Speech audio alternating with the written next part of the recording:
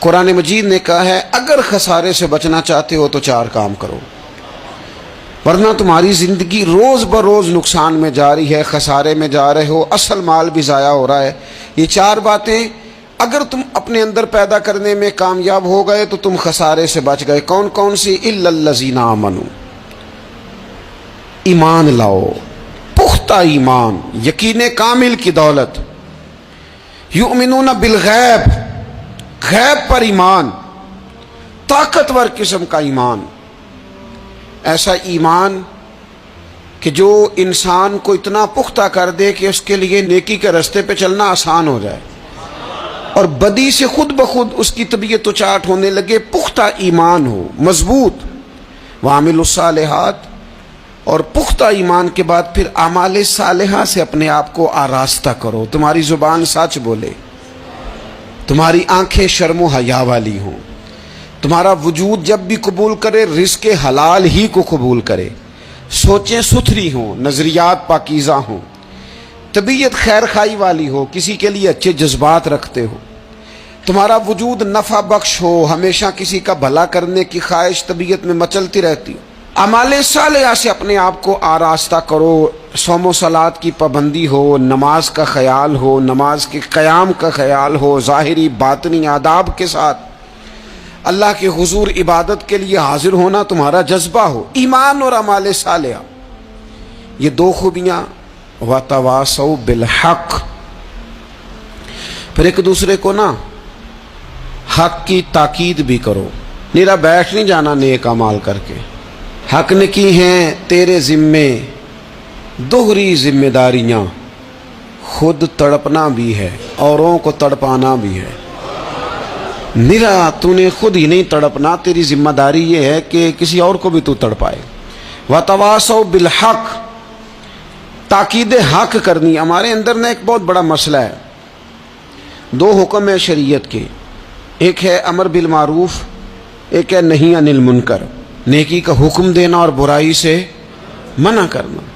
میں نے دیکھا ہے کہ بڑی کمزوری پائی جاتی ہے، نیکی کی بات لوگ پھر بھی کر لیتے ہیں لیکن نہی عن المنکر، کسی بندے کو برائی سے روکنا، منع کرنا، طبیعت ہوتی ہے گڈ بک میں رہنے کی، مزاج ہوتا ہے سب کی آنکھوں کا تارا بننے کا۔ اپنے گھر کے اندر بھی اتنی جرت کا مظاہرہ نہیں کرتے کہ غلط کو غلط کہہ سکیں، حق بات کی تائید کر سکیں، طاقت ہی نہیں ہوتی۔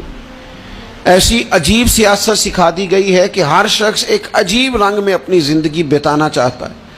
قرآن مجید کہتا ہے خسارے میں چلے جاؤ گے اگر کلمہ حق تمہاری زبان پر نہیں آتا، اگر کلمۃ الحق ادا کرنے کی تمہارے اندر طاقت نہیں ہے تو تم نے ضائع کر دیا سارا وقت، حاصل کیا کیا؟ کہیں اگر اپنی برادری، اپنا قبیلہ، اپنا خاندان کسی موقع پر غلط ہے اور سامنے کوئی قبیلہ ٹھیک ہے تو آپ تائید کریں سامنے والوں۔ آپ کے اندر یہ اخلاقی جرت ہونی چاہیے کہ غلط کو غلط کہہ سکیں اور صحیح کو صحیح کہہ سکیں۔ نبی اکرم علیہ السلام نے فرمایا تم میں سے جو برائی دیکھے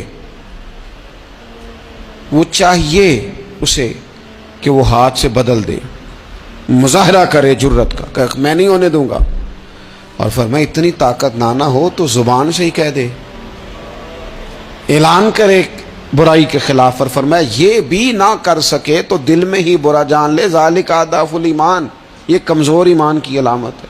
تو حق بات کا مزاج، او جی میں نے اپنی قبر میں جانا ہے، او میاں آپ کے ذمہ اللہ تعالیٰ نے قانون لگایا ہے، کنتم خیر امۃ اخرجت للناس تأمرون بالمعروف وتنہون عن المنکر، تم نے لوگوں کو بھلائی کا حکم دینا ہے اور برائی سے منع کرنا ہے۔ غلط کام ہو رہا ہو تو آپ غلط کو غلط ہی نہیں کہیں گے، آپ کی طبیعت اس طرح کی ہو جائے کہ آپ بات چپ سادھ لیں، آپ کی زبان پر کسی مظلوم کے حق میں کوئی کلمہ ہی نہ آئے۔ ایک بستی میں 2-3 لوگ بڑے نیک رہتے تھے اور باقی بستی ساری گناہوں میں، معاذ اللہ، اللہ کی نافرمانیوں میں، حدوں کو توڑنے میں مشغول تھی۔ اللہ کریم نے فرشتوں کو حکم دیا کہ اس بستی کو الٹ دو۔ فرشتوں نے عرض کی مالک وہاں تیرے 2-3 نیک بندے بھی تو رہتے ہیں، تو رب کریم نے فرمایا سب سے پہلے انہیں تباہ کرنا۔ مالک نیکوں کو، پرہیزگاروں کو، اور میں یہ کس طرح کے پرہیزگار ہیں، خود تو نمازیں پڑھتے رہے اور میری نافرمانی دیکھ کے کبھی ان کے ماتھے پر شکن تک نہیں آیا، کبھی ان کی طبیعت پر بوجھ نہیں بنا کہ لوگ دین کی حدیں توڑ رہے ہیں میں کم از کم زبان سے ہی کہہ دوں، نہ کبھی سوچا ہی نہیں کہ شریعت اسلامیہ کو سر عام پامال کیا جا رہا ہے اور کوئی کلمہ ان کی زبان سے ادا نہیں ہوا۔ پہلے ان لوگوں کو تباہ کرنا خود تڑپنا بھی ہے، اوروں کو تڑپانا بھی ہے۔ اپنی زندگی میں حق کہنے کا مزاج پیدا کریں، کسی کو روکیں کہ میاں یہاں تو غلط ہے۔ ہم سے لوگ مشورہ لینے آتے ہیں، ہم ہاں میں ہاں ملا کے گزر جاتے ہیں۔ اگر آپ کو محسوس ہونا کہ سامنے والا بندہ جو آپ کے پاس بیٹھا ہے وہ بات درست نہیں کر رہا تو یہ جرأت پیدا کریں، اگرچہ حکمت سے کہیں، دانائی سے کہیں، اچھے جملوں کا چناؤ کر کے کہیں، لیکن اس کو کہیں، اس کو سمجھائیں کہ یہاں تو بھی غلطی پہ ہے۔ اور غلطی دلیر لوگ مانا کرتے ہیں، دلیر لوگ، بزدلوں نے بھی کبھی غلطی مانی ہے؟ بزدل تو اپنی غلطیوں پہ دلیلیں دیتے ہیں، نہیں میرا یہ مطلب تھا، نہیں میں یہ۔